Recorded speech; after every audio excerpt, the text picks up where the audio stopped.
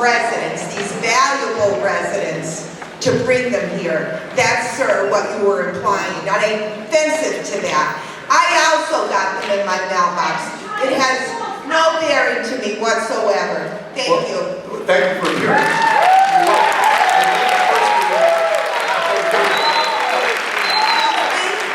I said I'm happy to see you here. You left the first meeting, correct? I had an emergency. In my purse, in my bag.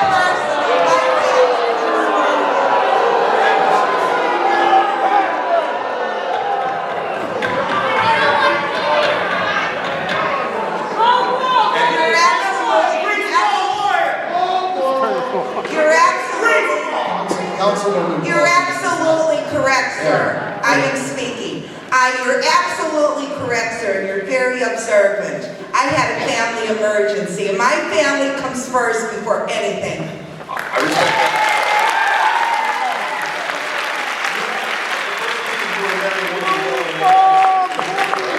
Pardon me? At the very first meeting, you were wearing. You're not sworn, you're not testifying. Mr. Campbell, you have a witness, present your witness.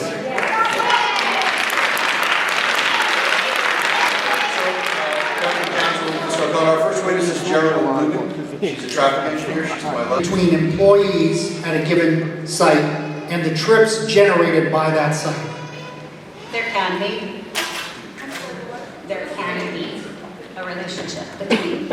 If it depends on what independent variable has been offered up in the ITE trip generation manual. So in this case, that would be the square footage would be the independent variable, correct? Yes. So it's not necessarily such that one employee equals one trip per day in the calculation, correct? Correct.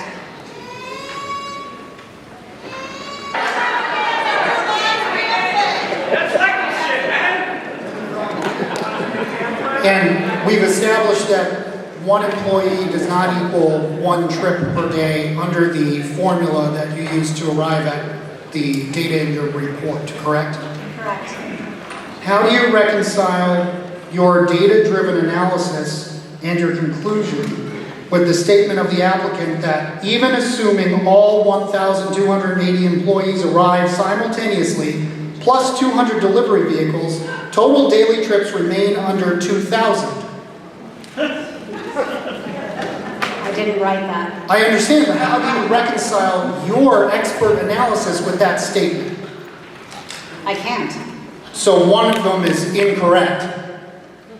Is it you or is it the applicant? Which statement is incorrect?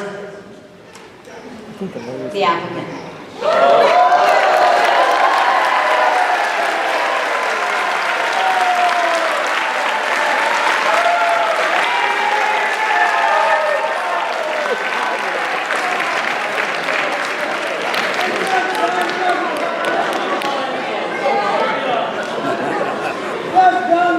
I have no further questions at this time.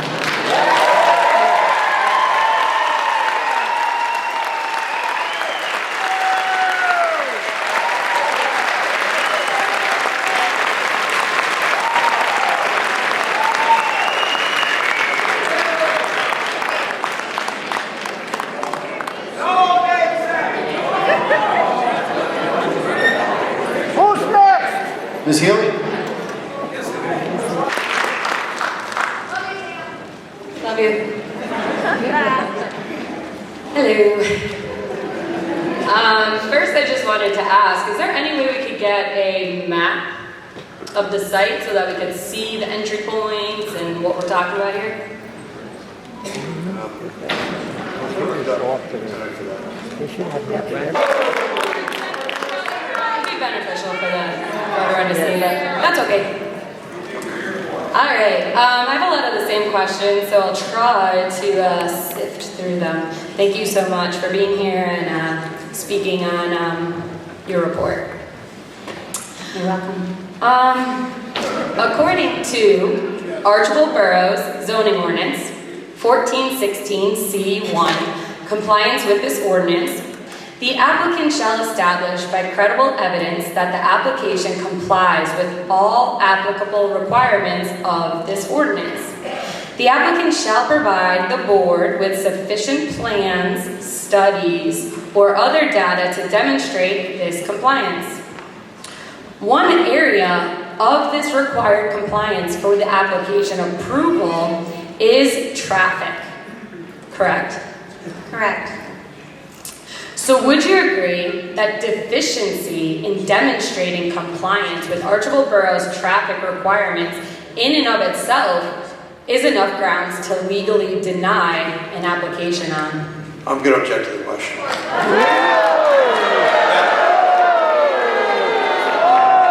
ordinance is being mischaracterized, and state law is being mischaracterized. The ordinance in multiple places points out that if an HOP is required, it's the standards of the HOP which satisfy the issues of traffic access. What the witnesses testified to is that this project will obtain an HOP, which will satisfy the elements of the ordinance in terms of safety and efficiency of vehicular access. Prove that this is safe and will not cause congestion, correct, for them to vote on?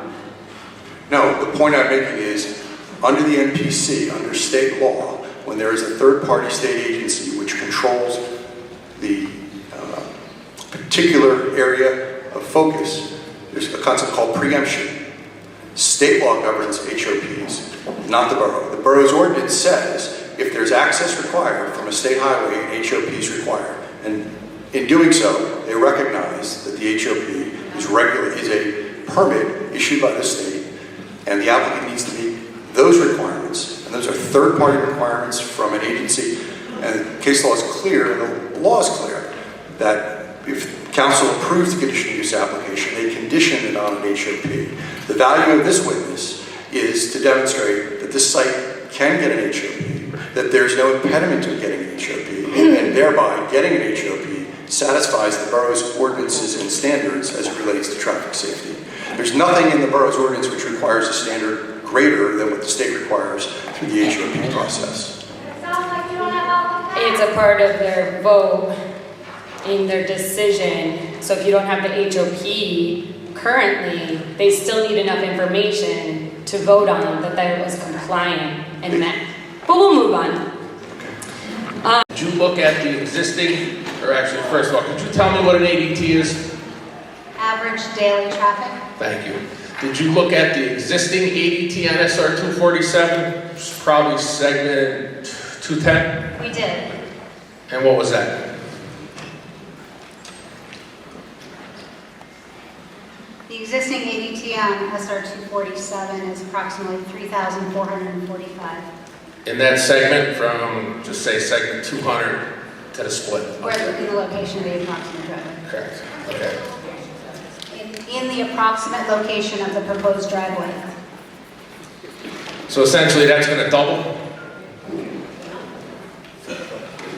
Your ADT is going to double once that HOP gets put in to 5,000, say? 2,498. Okay, so 2,500 plus what the existing ADT is. Correct.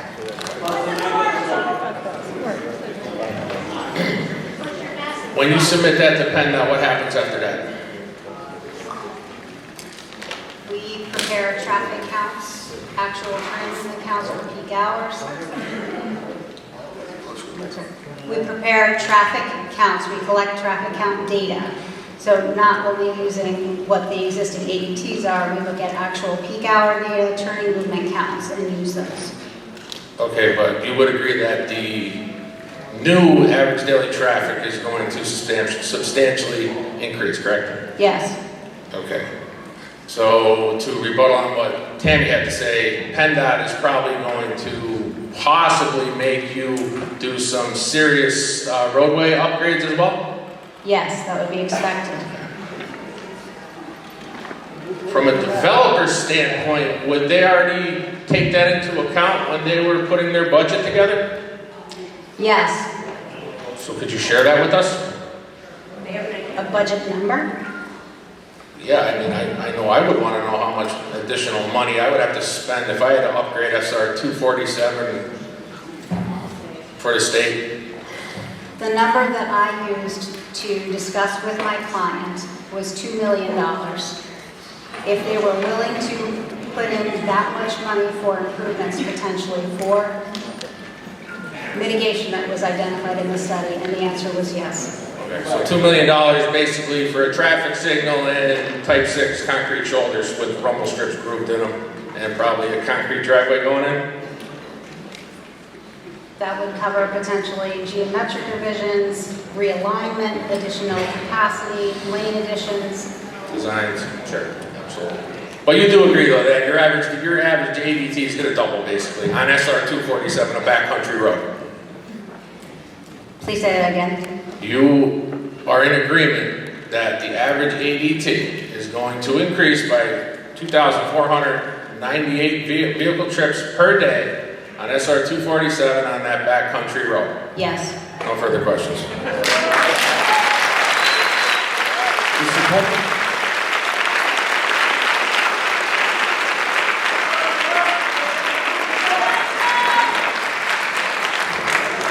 I actually came tonight to speak more about sound. Do we not have a sound engineer on? I thought we would. No, we're not having sound tonight. Okay. Well, I do have a question on traffic. Ma'am, do you know where my residence is? I'm sorry, say that again, please. Do you know where my residence is in retrospect to the project? What is? My residence, where I live, my home. No, I do not. Where do you Well, live? we don't have a map available, but I am at the bottom of 247. Okay. Right across from the commercial area. And actually, it's going to be extremely close to my driveway. Do you think we would have some type of intersection would have to be put at the commercial area for their egress and egress? There will definitely have to be some revisions to the existing intersection to accommodate additional traffic and maintain the existing turning movements. Map here from Labella, and it only shows two forms of egress in and out, one on State Route 247 and one on Route 6, and that shows where the commercial is, but there's nothing else. Everything goes through there, so it's combined, or is it? Oh, there's a main entrance to the data center campus. There's a main entrance to the data. We have in our borough. I'm aware that there are, and I know that they will be taken into consideration during the transportation impact study. The amount of trailers with generators, vans, machinery, equipment, that is all in consideration. Not from a traffic perspective, but I assume it will be. And don't you think it should be? Noise? No, not the noise, the amount of traffic that is on the roads, the amount of trucks, Absolutely. trailers, Yes, and that will be considered, absolutely. for our location. Correct? Correct? And that will be done. Yes.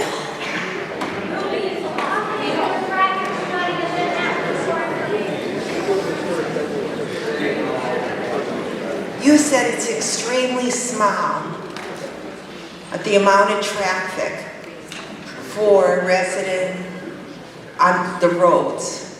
What is the amount? What is extremely small for the amount of traffic that is on resident roads in our borough?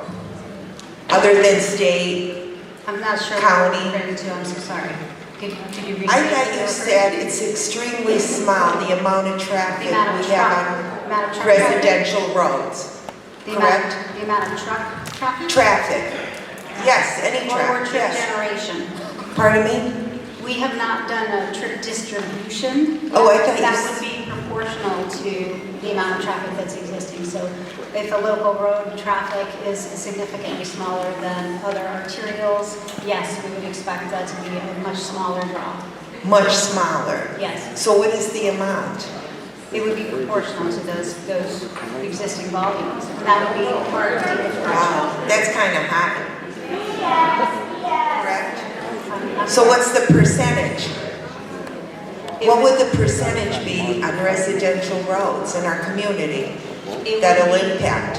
It would be parallel to the percentage of what the local road traffic is to the arterial traffic. And I don't have that data. And that will be given to us as well. Correct. Did you take in consideration our children on the school buses when they're going in the opposite way? Like a large trailer? I mean, do you consider our school buses with our precious children on them? When a trailer is pulling out or in, going in the opposite direction when a bus is coming down the hill on 247. And we also go on 81 as well, the school district. Yes, a safety study is a critical component of the transportation impact study. Has that been done yet? That is part of the transportation impact study.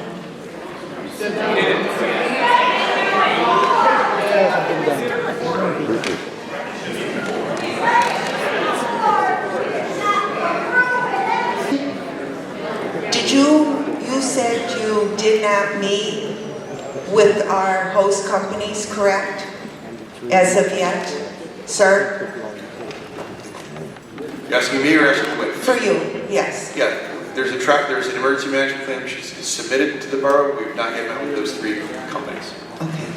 And that includes also the police department and our mayor, correct? It was submitted to the police department for distribution. Yes. And did you ever meet with Chief Trentley? We were expecting to get feedback to then have a meeting. Okay.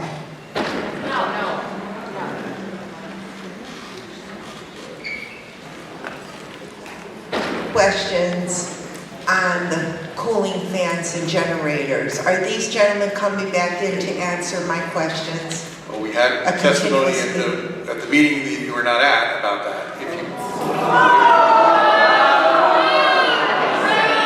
If you can identify the questions for me, I can make them available, sure. No, you'll learn the questions when he gets here. Well, I did watch it the next day on Facebook, actually. Okay, good. My question to you, maybe you could answer this.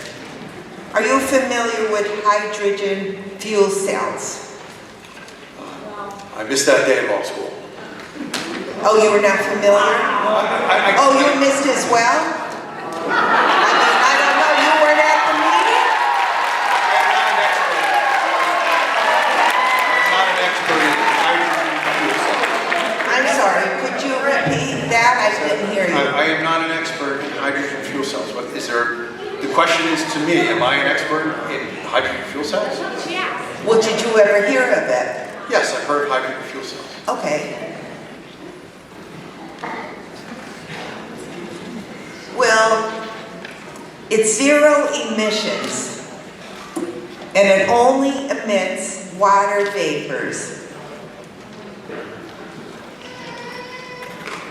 And did you ever hear of hydro-treated, HVO? No. But you want to build a data center at our hometown. Did you ever hear of battery energy storage systems? Yes. And that causes zero noise. So, are they trying to save money, the data centers, or do they want to be at least quiet as possible? Is it about saving money, or is it for the residents, for the less possible noise as possible? It's about complying with your ordinance, number 1. And I reject your suggestion that battery energy sources necessarily don't have a secondary source to charge the battery. It's also because the tech is changing so fast, you guys can't even keep up with it. How are we supposed to? It's run by lithium batteries. Yes, but the lithium batteries have to be charged by some other source. Possibly. Do you have more questions for the traffic witness? Entertain public input.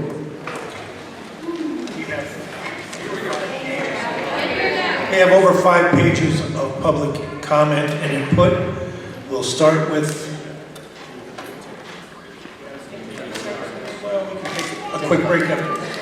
We're going to take a break just so you can clear your heads. Members of the public, administrators, developers, I am Lackawanna County Controller Gary DeBilio from Scranton, and I'm here as a citizen of our great county. I personally have a data center proposed in Ransom Township, very short distance from my home. We are fighting that from becoming a reality, and for the reasons we now all know. The future of the beautiful town of Archibald, as we know it, is uncertain or up in the air right now because of the invasion of data centers. I believe the future of Archibald and its residents should be determined by the people of Archibald.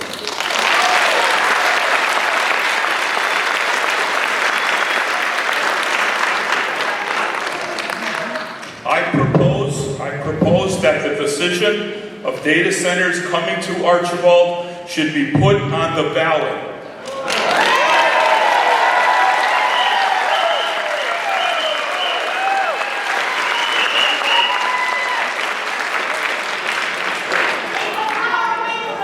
Let's see what the people of Archibald want for the future of their town.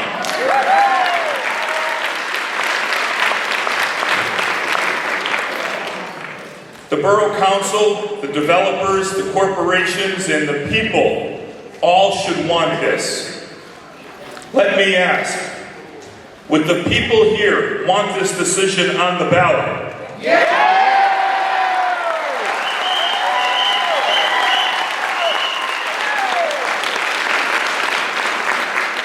I thought so.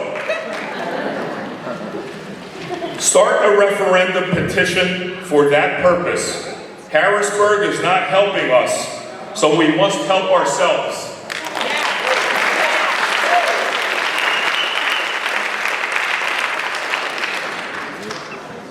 The developers and corporations should want this, because why would they come to a town where they are not wanted?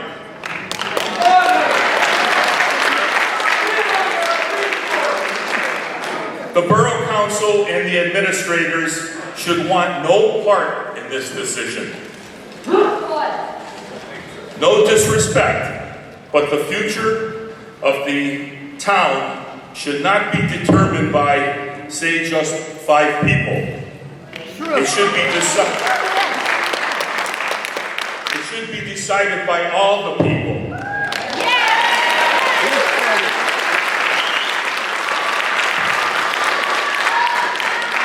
Archibald should vote, Jessup should vote, Dixon City, Oliphant, Ransom Township, Newton Township, Clifton Township, Scott Township.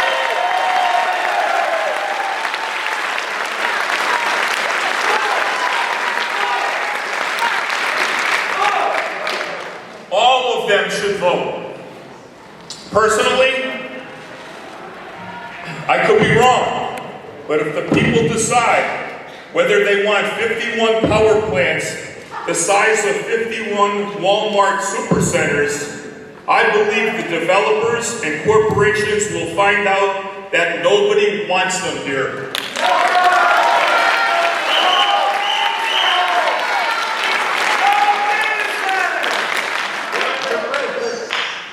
In closing, developers recently put together a public relations campaign which included a questions worth asking section. There is only one question worth asking, and that is, do you want data centers in your town?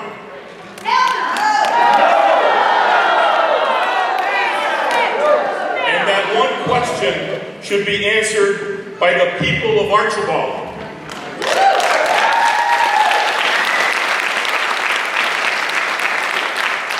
Technology is supposed to make our lives easier, not destroy it. Put it on the ballot. And my only question would be, would the developers approve of putting it on the ballot?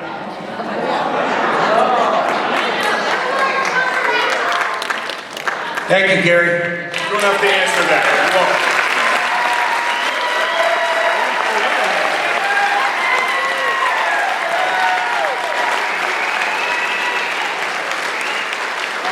The next speaker is Kim Ludeman.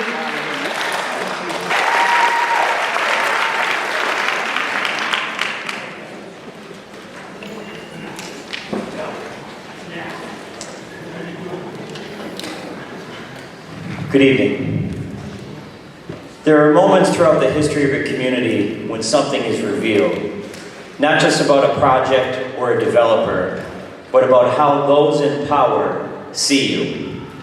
Last week, that moment arrived in your mailbox. A glossy, offensive pamphlet. A bright, cheerful headline. Hey, Valley View School District. Like we are all children being called to attention. And then the question, posed like a game. What would you do with an extra $23 million a year? And there it was, folks. Not a proposal, not an argument, not even an honest conversation. A temptation. A piece of paper that assumes something deeply insulting, that your values have a price. The pamphlet that was sent out reduces our area, our homes, our lives, and our future into a transaction. It asks you to imagine what you would buy, maybe a new swimming pool, without ever asking what you would lose. And the centerpiece, the thing that they want burned into your mind, is that check. Except in smaller print, tucked quietly beneath the illusion, are the most honest words the developers and Ryan Leckie have written so far. Not a real check.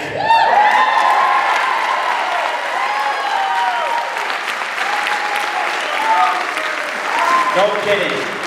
Because it's not just the paper that's fake, it's the entire premise. This is nothing more than a PR scam. This is how power has always worked when it gets too comfortable. It stops persuading and starts dangling. It stops respecting and starts assuming. It stops listening and starts telling you this is what you should want. But let me tell you something they clearly don't understand about this place. Archibald is not desperate, Archibald is not naive, and Archibald is not for sale.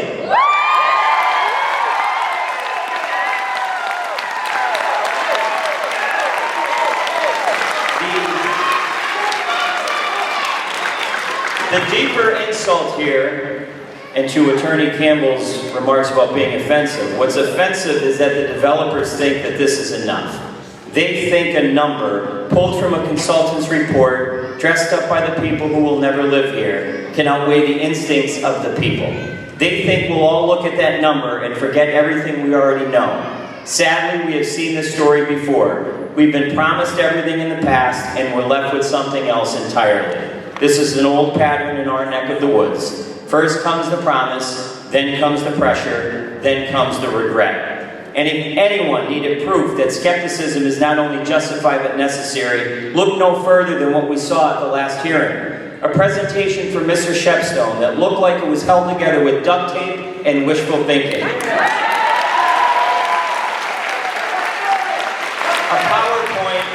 A PowerPoint so scattered, so unprepared, it would have embarrassed an 8th grade classroom here at Valley View. Slides that nobody could read, numbers that nobody could explain, answers that drifted like smoke. There have been middle school science fairs with more rigor, and at least those students had to explain their hypothesis.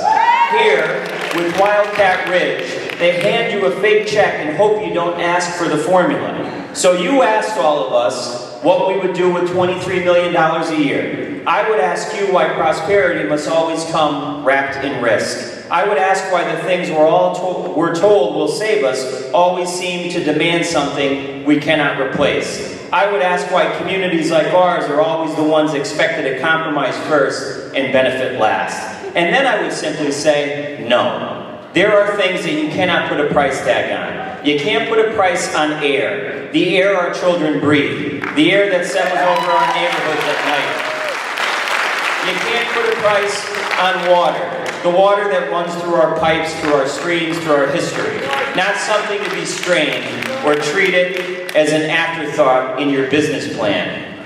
You can't put a price on peace, the quiet of our mornings, the stillness of the evenings here in Archibald, the simple sacred rhythm of a community that is not built on constant industrial demand. And in closing, you cannot put a price on our sense of place, the ridge lines, the woods, the neighborhoods, the feelings of knowing where you are in the world and why it matters. And you cannot put a price on the quiet dignity of knowing your community belongs to you, not to a consultant, not to a corporation or a developer, not to whoever prints the biggest number on the biggest piece of paper and calls it a promise, because dignity is not negotiable. One of the other questions that was disturbing in the pamphlet that was sent out was the question, who is behind the opposition? Have you not been paying attention? They all look like they're writing things down. I hope they're taking notes here. It's the people who are sitting behind me tonight.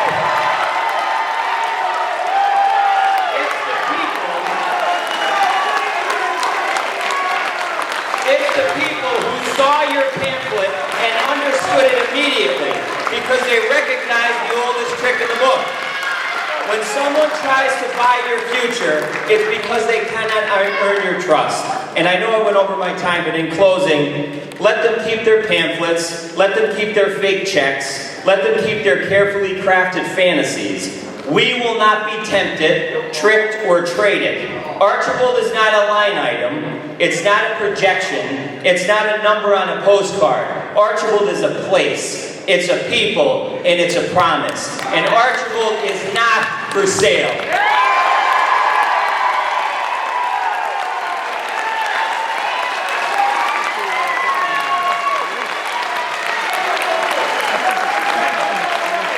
Thank you, Mr. Todd.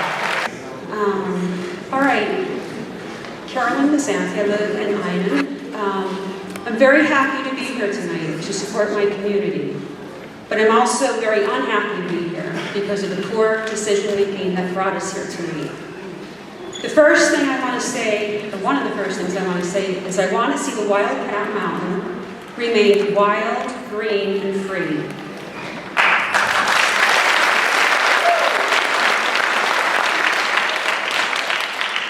I want to see it remain free from any industrial footprint. It should go back to its original zoning purpose, which is conservation land. Residential land was also part of the original zoning, but the entire mountain needs to be turned into conservation.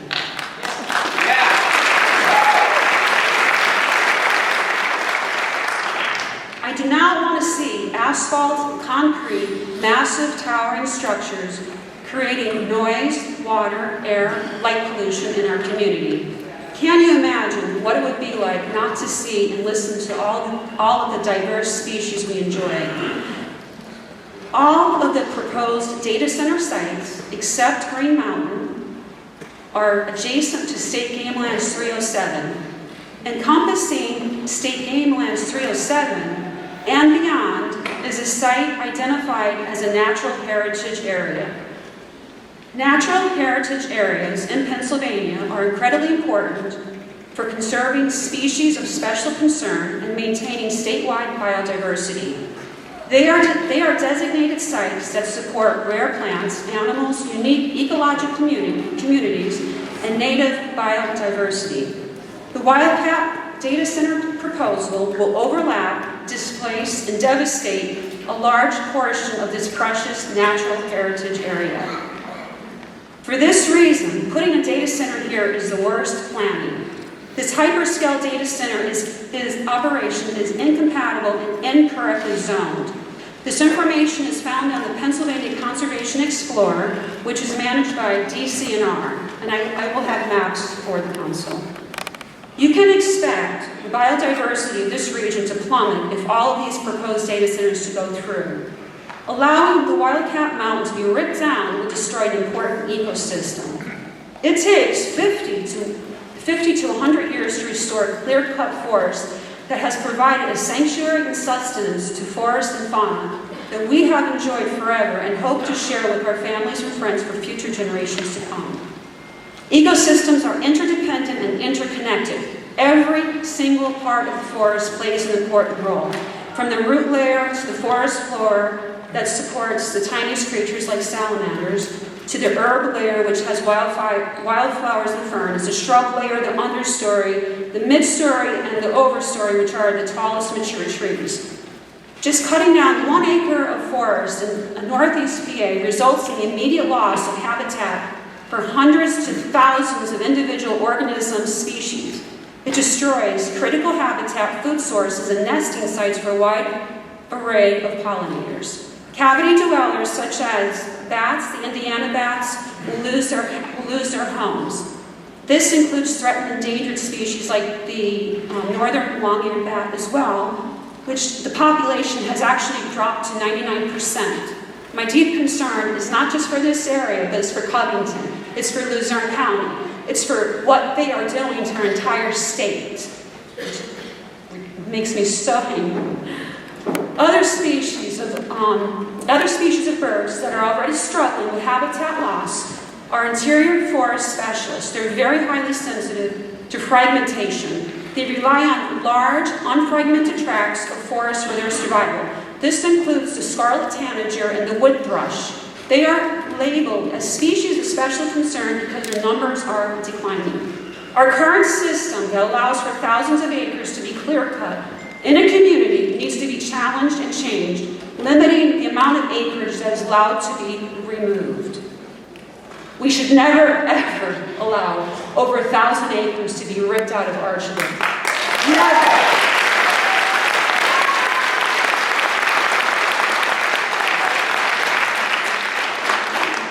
I just can't believe it, guys. I cannot believe that this actually happened with just a handful of people.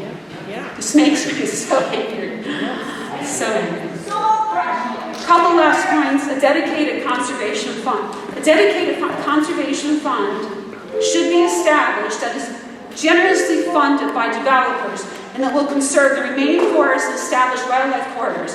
This concept should not only be allowed here, but applied statewide to protect our wildlife and our health. We need leadership from the top positions in our state to our local representatives who have the courage, integrity, and the vision to protect our state's natural resources from being stolen and exploited. Thank you. Good evening. I grew up in Troop, near a Superfund site, the Margell Battery property. Acres of buried lead batteries. For those not from here, that's about 15 minutes away from Archwold. For those not familiar with Superfund sites, they are hazardous waste sites designated for cleanup by the federal government. I, along with all of the town's children, had to periodically get tested for lead poisoning. My test came back borderline, which I'm sure terrified my parents. Luckily, I was okay, but others had serious health impacts. I share this because the Wildcat Ridge Data Center campus will be less than a quarter mile from my 5-year-old son's preschool, Little Visionaries, on Route 6. This is a wonderful place where children ages 2 to 5 play outside every day. And now they'll have to be exposed to diesel emissions from 560 generators and harmful noise.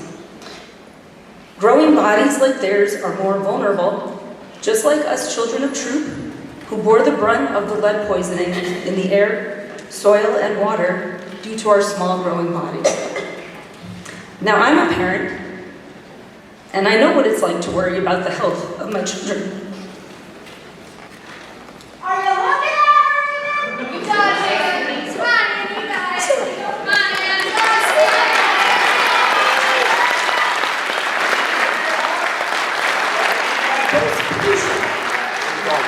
Most pollution is not visible to the naked eye. Okay, sorry, most pollution is not visible to the naked eye. And the cumulative effects of years of exposure are gradual. There are multiple kids at Little Visionaries with heart defects and other physical problems. while we are considering just one data center campus tonight, I remind you that those in close proximity, we may have 5 additional campuses adding to this.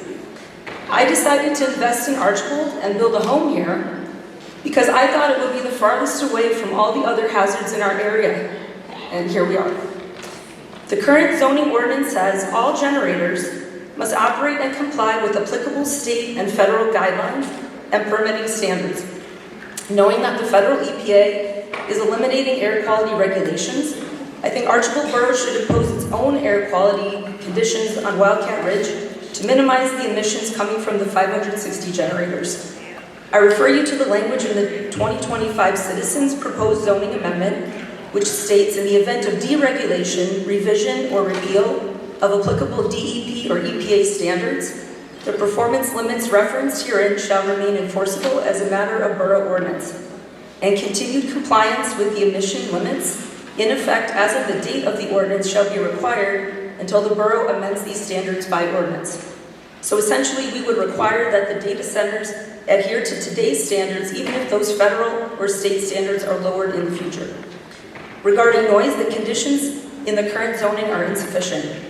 We have given council scientific evidence of the harmful effects of DVC, low-frequency noise, on people's health and well-being.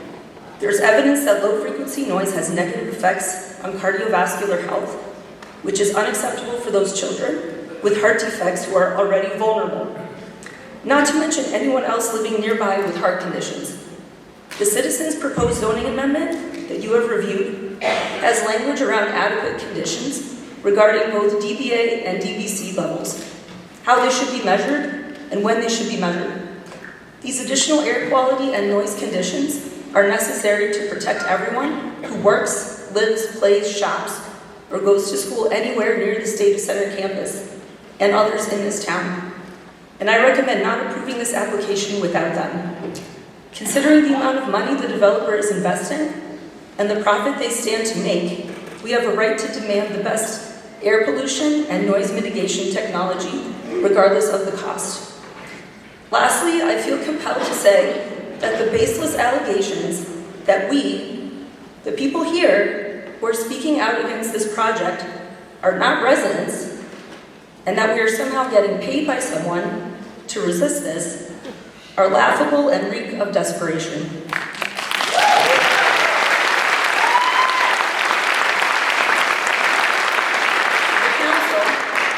The council knows us and knows our families, so you wasted your money on the PR campaign. Thank you.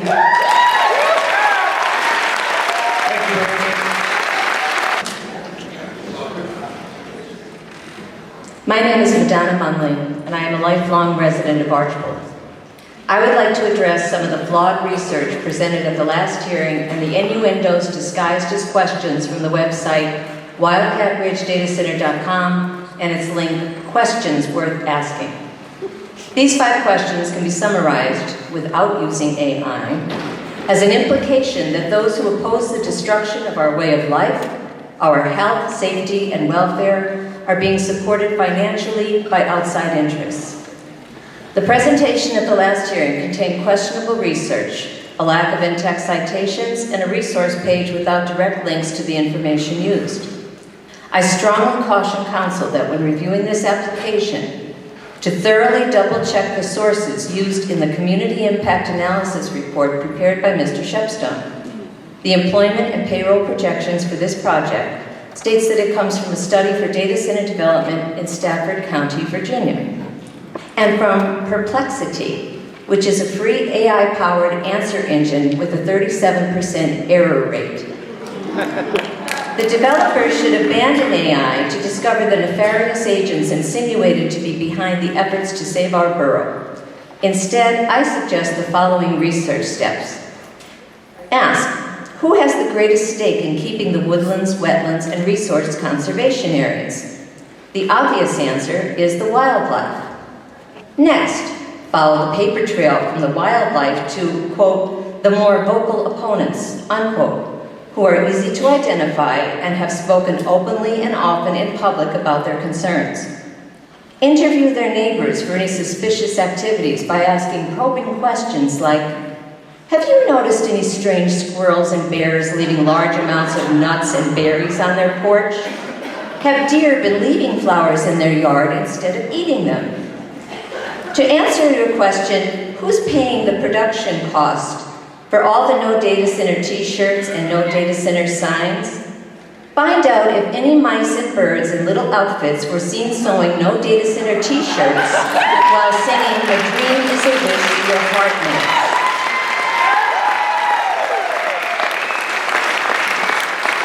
Next, check legal records for recently formed LLCs with the following signatures: Bambi, Thumper, Flower, Rocky the Raccoon, Rizzo the Rat, Rocky the Flying Squirrel, Woody Woodpecker, or Yogi Bear and Boo Boo. Unfortunately, it will be a waste of your time and money. Sometimes the most obvious answer is the right one. The people of Archbold and our area have been contributing their time and expertise and donating their hard-earned money to self-fund the effort to safeguard our town.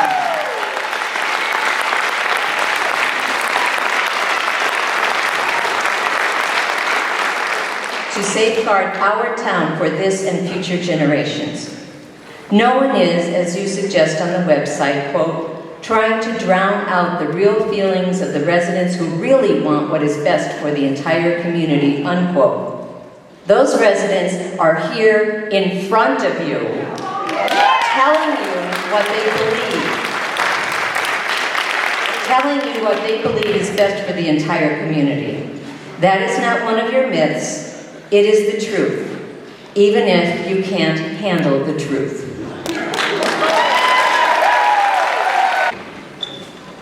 Hello, I'm Mary Therese McCain. I live in Archbold for 33 years now. Years ago, the Valley View students and the Riverside students got together and started a history game show called You Live Here, You Should Know This. And they asked questions about the area and the organizers and the people and the terrain and everything that started the history of our towns. I think you started a new game show, a challenge show. You don't live here, you don't know this. I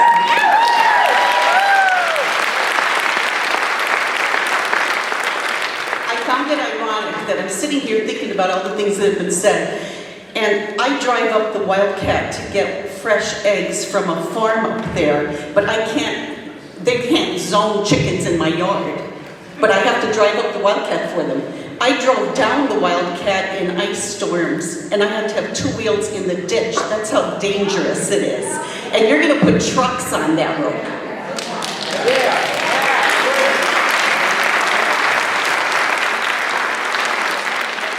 Do you know that PennDOT won't put sidewalks on Kennedy Drive? We have kids from Valley View cross-country team running there sometimes. We have kids on bicycles trying to get from one street to another. There's a new veterans center there, a veterans memorial. No sidewalks to walk to.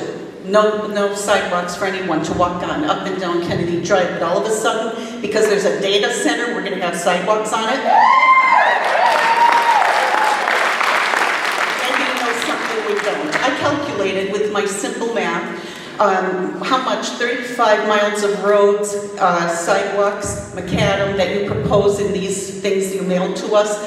And it's about 10 times the amount of money that you're willing to give to this town.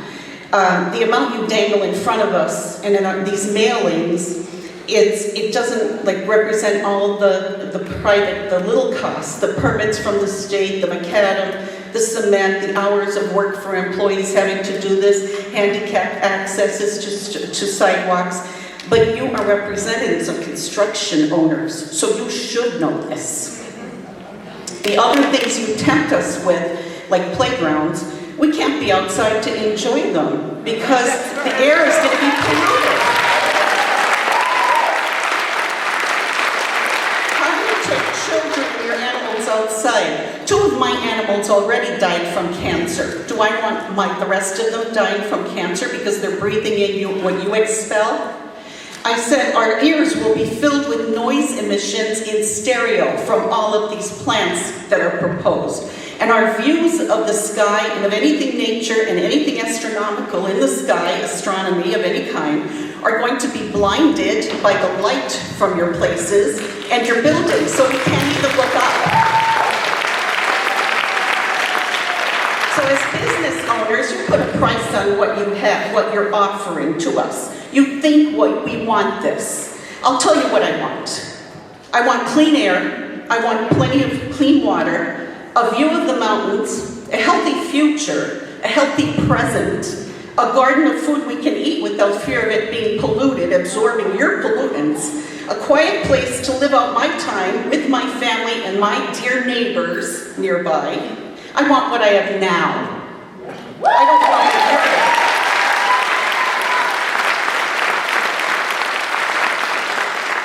What you don't want to understand is that these things are priceless. They don't have a cost. There is no amount of money that you can offer us to replace your unhoming us. You are prescribing a way of life for us, not for yourselves, because you don't live here, and you'll never live here. There was a history, well, I went about the history quiz, but what I want to finish with is your propaganda began with the words, hey, on those things. Hey, I tell my kids in school, if they address me hey in an email, I'm not reading it. It's disrespectful.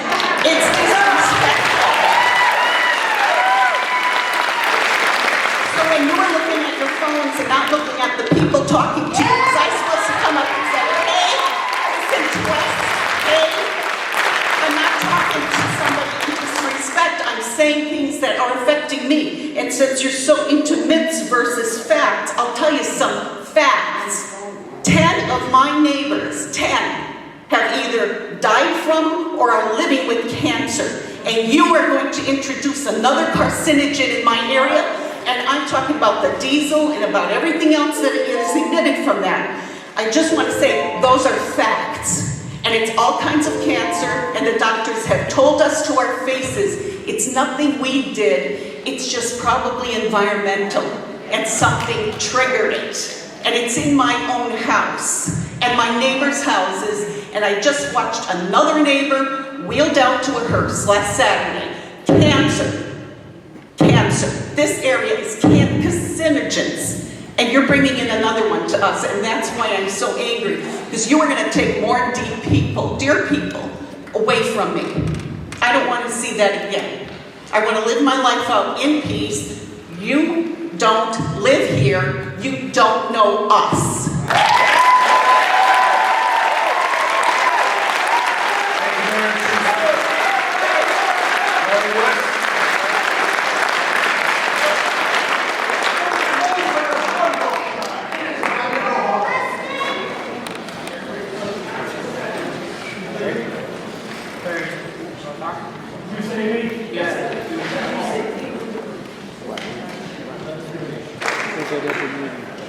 I normally shoot from the hip. Last night I sat down and wrote this. You know, just pay attention, would you please? My name is Larry West. I have lived in my house for 54 years. I have lived in Archwood Borough for more than 70 years. Back in the 50s and 60s, Archwood Borough looked like a typical coal town. It had large coal piles over the borough. The coal barons had only wanted the best coal and piles of rock and slate in large piles around the borough. As years went by, trees started growing and hid all these piles of rocks and slate. We were left with the wound under a canopy of trees. The federal government didn't care, the state government didn't care, and even the county government didn't care. So we were left with our hidden scars. As the years went by, I guess we just accepted what had happened to our borough because we're not connected politically. Now it's happening again. Not this time. Now it's data centers. And I don't want to deal with it. Back in 2014, I approached council and wanted to know why there was a strip of land that was being cleared of all trees. The answer was, we don't know. In 2016, I again approached council and asked why large towers were being constructed on this land. I was told it was PP&L. Out of 3 choices, this was the least desirable. The least desirable. But that's the way they went. And by the way, these towers are owned by Talon Energy, not PP&L. So here we are in 22, 23, 24. The company came and put applications in large data centers against our current zoning ordinances. Changes are made, and I swear that it was the developers who wrote the ordinance, number 04-2025. This is when I first heard the word overlay, which in essence means they can take and destroy literally thousands of acres of land for these concrete monsters. I was amazed at the locations of these data centers. In the ordinance of 3/15/23, it stated that a singular data center, which may include an internet server building, one, not multiple buildings. How much land they took up? They only belong on the east side of the Casey, in the industrial zone. That's what I stated from day one when I started.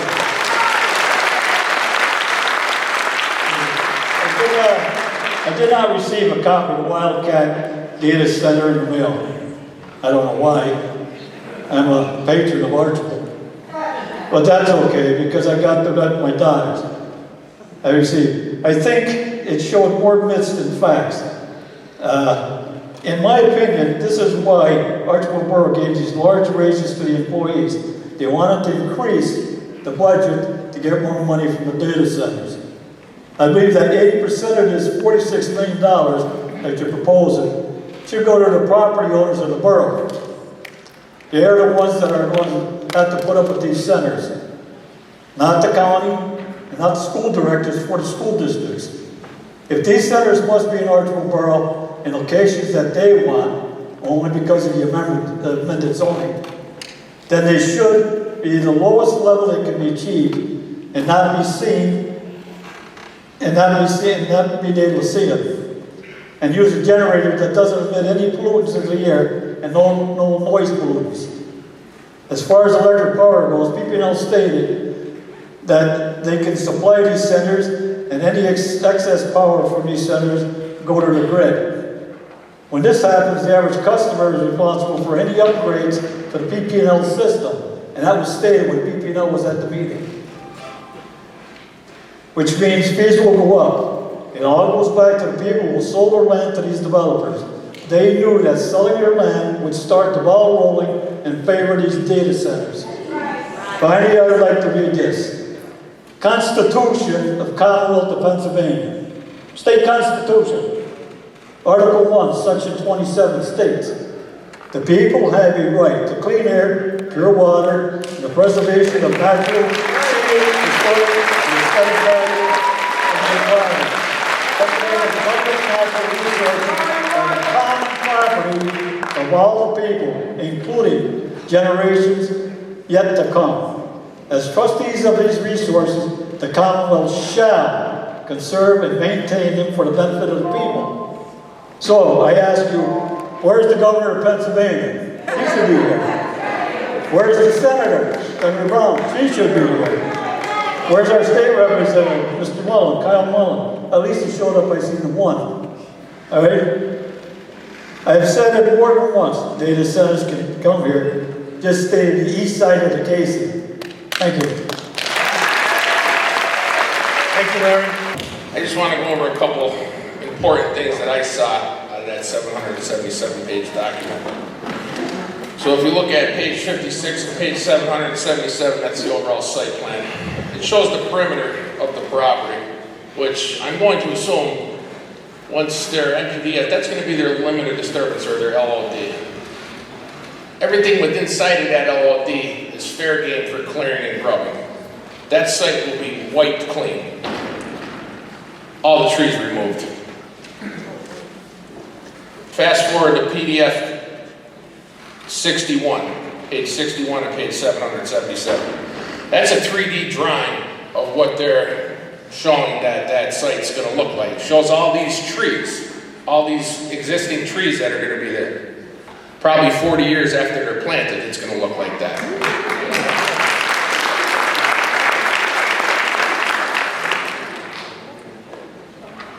if you start at page 429 of page 777, they show their geotechnical report and all their test pits that they've done up there.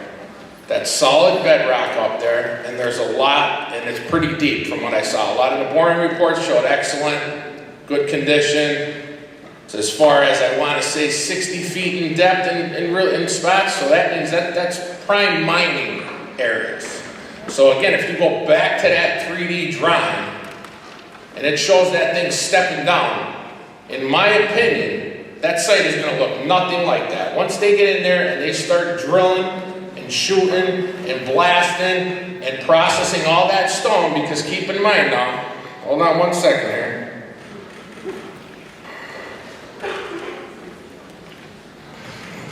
There's 14 buildings, 202,340 square feet each.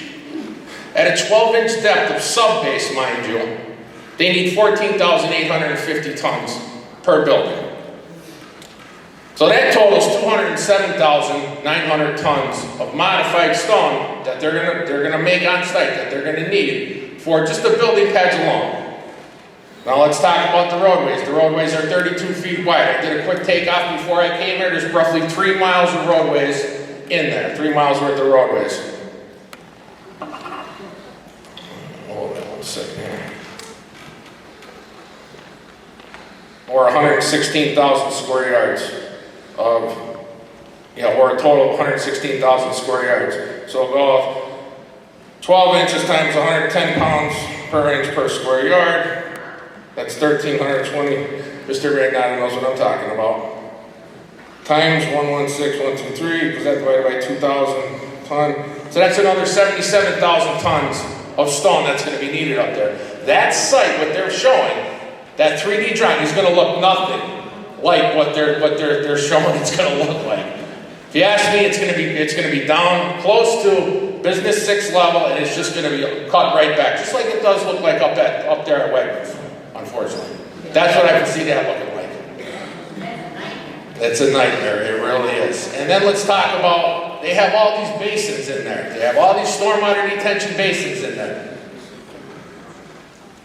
Stormwater detention basins, they're going to have amended topsoil in there. Put amended topsoil, probably 12 inches thick when you put that in there loose. That's for the, once it rains, that rainwater is going to dissipate at a certain rate so that no flooding occurs, so that those ponds don't overflow. Well, again, there's solid bedrock up there. Once that goes through that topsoil, that rain has nowhere to go, so it's only going to go up. And those ponds are going to fill up. You're going to have major problems there. But that's all I wanted to say. Thank you very much. Thank you, Keith. I have 2 questions for you guys. 2 questions for you. The first, I have gone to a few of these meetings, but not every one. Are you the developers of the land? Is that what you are? You're the actual people that are going to be running the data centers? Is that correct? So my understanding is this is public comment, it's clear, my client is the developer of the property. Okay. Does the developer know who the final company is that's going to be running the data centers? At this point, we're not allowed to disclose that because of disclosure issues. Okay, so I'm assuming that all the knowledge would have to be there for both you and the actual final person, the company that's going to be running this, to print those things and know anything about the facts. And since you can't disclose that, I'm going to assume that a lot of that is just stuff that is the pie in the sky, best scenario, and from what I understand is, and not necessarily from your details, but what I've learned about data centers in general, is that is a lot of overstating of the actual facts.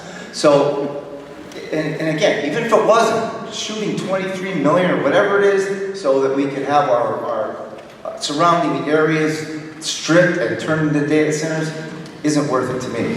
My next comments are for council.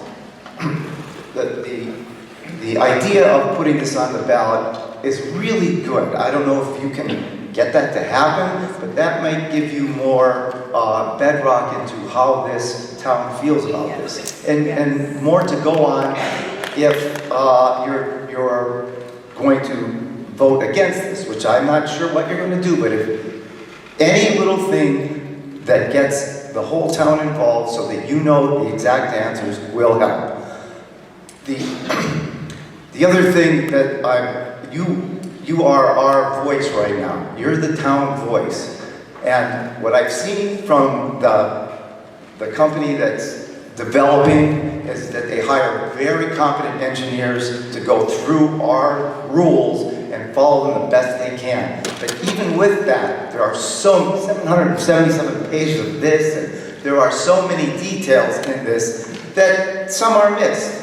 And that's where the answer might be. The answer is in the details. These guys are doing their best to get this stuff here, no matter what you think, what I think. They were given a set of rules to follow. They hired people that know how to do it. But with so many rules and so much detail, there are still mistakes made, even by the best engineers. So we need to be able to combat that. Take your time. I don't know if you're under a time limit with this, but this is something that is a changing of this whole town. This town will no longer be able to look up in the woods, look up on these mountains and see, oh, aren't these mountains beautiful? I've had people that work with me that lived in the Midwest fly in here and think, wow, what a beautiful state you have, what a beautiful area you have. That is going to change. And we just got over all of the steam shovels and the holes in the woods and the column dumps, and that just finally got taken care of, and the area is beautiful. This is round 2. It's going to set us back as far as quality of life in this area, and whatever you guys can do to stop this is what you need to do. And if it's the way, the way.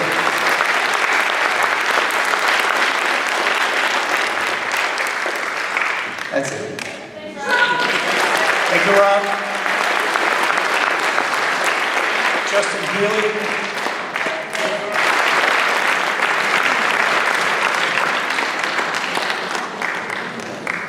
Good evening, everybody. My name is Tom Munley.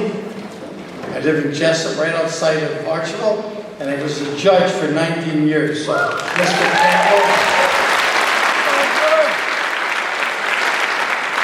Campbell, pay attention, please. First of all, some of your objections were right, and some were not right. But anyway, here's what I want to say. What are you doing to these people right here? It's ridiculous. Your application that after 19 years of seeing applications, I would have thrown this out in 5 minutes. I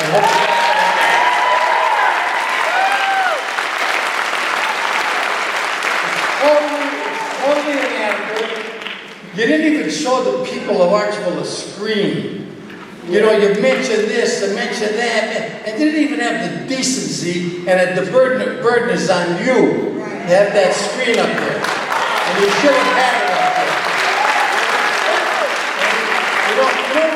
But you know why you're like this? Because you don't care. Archibald is not for sale. You don't care. So you're coming in here and you think you can tell everybody what to do. You're a $1 billion corporation. You think we don't have to have an adequate application, which I would have thrown you right out of court the second I saw that application. And I've been there 19 years. I'm not a judge now. I left 16 months ago. But let me tell you something. Look at, and by the way, you said propaganda when you were here. You want to talk about propaganda? I'll tell you about propaganda. You said the system is designed to use an average of 50,000 gallons a day during most months. That's a lie. Because up above that you say the number of 3.3 million gallons every day being circulated on social media is the worst case scenario. So do you think that we're gonna believe that you use 50,000 gallons a day when 3.3 million is on the, you're gonna use at least 2 million gallons a day? Who are you kidding? Who are you kidding? I'm gonna tell you something else before I sit down. You don't care about the environment. You don't care about our environment here, number one. You don't care about what you're doing to our water system, number two. You don't care what you're doing to our electricity system, number three. And number four, you don't care about the quality of life of these people. I have Mayor Paige Magnetti sitting beside me, and she agrees with everything I'm saying. Thank you. Thank you, Mayor Magnetti. I spent 11 months and 5 days in Vietnam, 8 months in the infantry. And I'm going to tell you something. We used to get people killed all around us, and we used to sing a song. We got to get out of this place. You probably heard it. Let me tell you something. Unless you agree to a moratorium for a couple of years and let these people alone, or agree to put it on the ballot, pack your bags, get out of this place, and don't come back.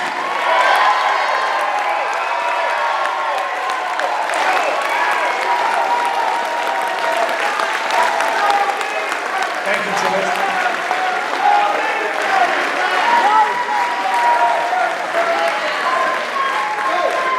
Ted Anazeski. Megan Farrell. Hi there, everybody. Talk about a tough act to follow. I'm sorry, ma'am. Could you please state your name? Oh, Judy Quinlan. Quinlan, Q-U-I-N-L-A-N, Judy Quinlan. Tough act to follow. No one could say anything better than did Bill Gahn or Munro. Nobody could say anything better. I just want to say that we have raised our children in this area. We love living here. We'd like to continue enjoying the parks, especially the one down in Blakely, especially Islesworth, especially the fishing, the camping, the walking, the running trails that are here for our pleasure, are here for us to enjoy nature. It's the most wonderful area you could grow up in, and we want it to stay exactly the same. I want to point out, too, that China, the reason we're in this battle to begin with is because China started and are doing so well. And so the federal government and President Trump says that we need these data centers immediately. We have to have them, and he's giving out, let's see, the latest figure, $250,000 an acre. You heard that, right? To anyone who will sell their land for these data centers. But China, for some reason, has decided to build their data centers underwater. Anybody know that? Yeah. Let's go by the ocean and build them underwater. Not near Crystal Lake, not near Elk Lake, not near any of our lakes, but far offshore. Why not? China's doing it, let's do it. No water, we don't have to waste our clean, fresh water. How valuable is that? Do you know that this planet, which is 3/4 water, 1%, does anyone know that? 1% is fresh water. Now, the gas drillers out there in Susquehanna County, etc., have done significant damage to that water level as it goes down to the Chesapeake Bay, which says, thank you very much for destroying our environment. And our government, the federal government, has paid billions to clean up the Chesapeake Bay because of the gas drillers. And they blame it on farmers, but you know darn well it's not the farmers. Okay, that's one part. The second part, and the important part to know, is that Trump has eliminated the power of the EPA and the power, environmental power. Those restrictions no longer exist. Companies can emit as much poison as they want in the air. Look it up. It's a fact. Well, the people of Archibald do not want to live under those conditions. I imagine that our data center people will be much more responsible. Don't you? All right, anyway, we're talking about the people. You see the people. This is a small number of people. Don't ever underestimate the power of the people. The power of conviction and the power of protest. We won't back down. So if there's 70, 80-year-old women standing at the construction site, don't be surprised. We'll be there.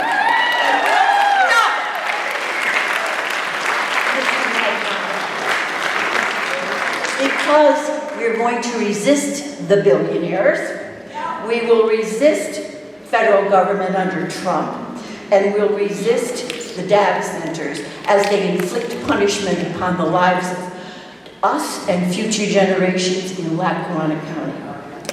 All right, that's part. The last part is for our council members and supervisors. We don't care how much a lawsuit matters. We know that you have to agree to the zoning regulation. But say no anyway. Say no anyway. Tax us for it. We'll pay. We're willing to pay the lawsuits. Say no anyway.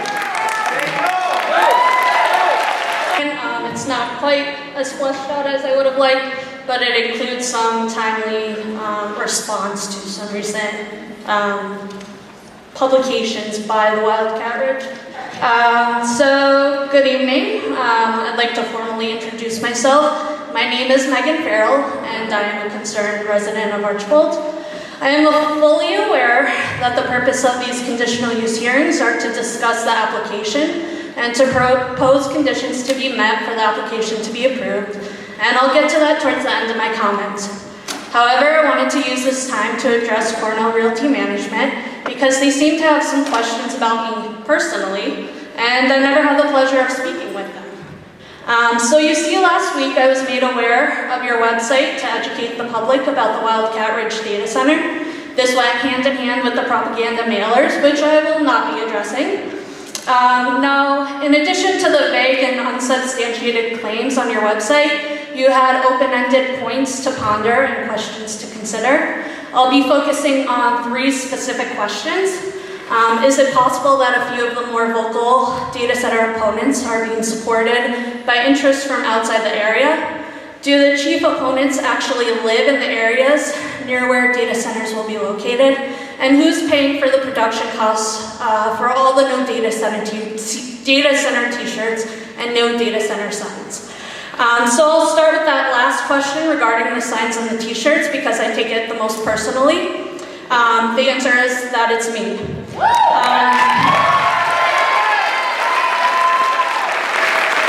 So assuming that you're referring to the yellow t-shirt that I'm currently wearing and the simple yellow signs with the bold black print, I am the lead for the t-shirts and new data center signs. I place approximately $1,000 of signs on my credit card at a time, and I paid that down as we distribute the signs and recuperate the cost of $5 at a time. I am also the one who placed an order for t-shirts at a cost of approximately $1,800 that we also recuperate at a cost of $10 at a time. I am the one that is helping design and print flyers to distribute with my fellow residents, the funds for which were provided by a small group of family and friends who reached out to ask how they might help. So again, let me introduce myself. My name is Megan. I am a 5th generation Archibaldian. I am a child of this valley. I'm a graduate of Rainbow Connection, LaSalle Academy, and Valley View High School. I can pronounce coal mine 1 syllable all day, but will somehow say the possessive pronouns as yours, theirs, and mine, 2 syllables, until the day that I die.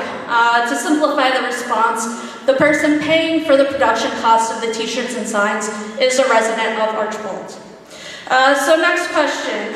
how much time, I might run out of time. But do the chief opponents actually live in areas near where data centers will be located? Yes, I am an opponent, and I do live in Archbold, a valley that will be surrounded by data centers if all applications are approved, including yours. I am a resident whose neighbors, friends, and family will continue to deal with the impacts of your project and decision-making for generations to come. Third question, is it possible that a few of the more vocal data center opponents are being supported by interest from outside the area? I do not know if I'm considered a vocal opponent because I barely speak at these meetings, but I guarantee you that you're at least referring to some of my friends and other community members that do regularly speak against you. We are a community of educators, researchers, scientists, healthcare professionals, industrial hygienists, engineers, lawyers, emergency response teams, and information and technology specialists, among other professions. We are experts in our own right, and industrial development and data centers are not wholly excluded from our areas of expertise. So this is where I wonder if some of your confusion and concerns arise from.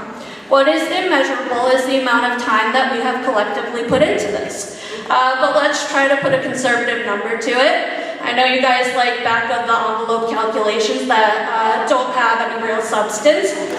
So let's do the hypothetical. If we had just 30 volunteers working part-time jobs at 20 hours a week for the last year, that would be 31,200 man-hours. Now let's say we make $200 per hour, which I suspect is low and conservative compared to what you pay your experts and lawyers. So 30 volunteers at $200 per hour, 52 weeks in the past year, that's around $6.24 million in man-hours. So I'll skip forward, but while we sacrifice our time with our family to oppose you, and you may put a number to that, we do it for our family. Our passion to protect this town and its residents, it's something that you will not be able to afford or pay for from your employees. Thank you very much.